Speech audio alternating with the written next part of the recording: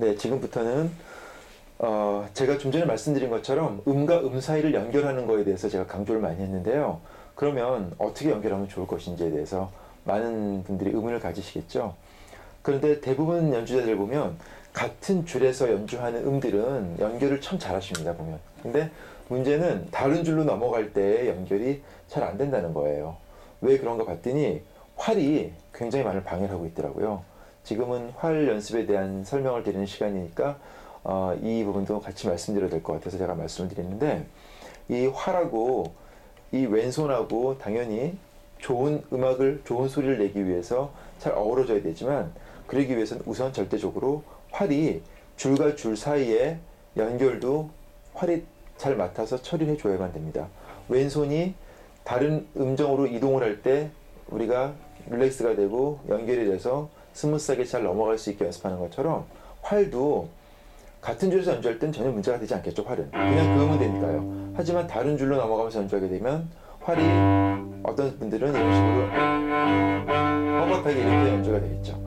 굉장히 이건 좋지 않은 방법이에요. 그래서 어떤 방법으로 이거를 메꿀 수 있냐면, 두 줄을 먼저 같이 그으세요.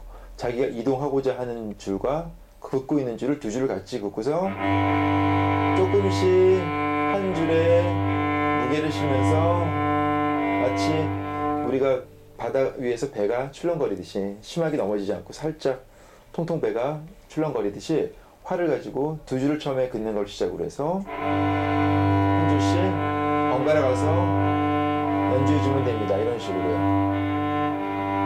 하지만 똑같진 않아요. 왜냐면 여기서는 우리가 활의 각도가 많이 나오지 않습니다. 하지만 여기서는 반대로 활이 많이 움직여야지 되겠죠. 그래서 어떤 부분을 연주하고 있던지 간에 그게 똑같은 각도로 이렇게 움직이진 않을 거예요. 점점 가면서 활의 각도가 많아지겠죠. 반대로 업보웨이의 경우에는 활의 각도가 점점 줄어듭니다. 이런 식으로요. 그래서 마지막에는 거의 손가락의 살짝 움직임으로만으로도 충분히 이 활을 컨트롤할 수가 있는데요.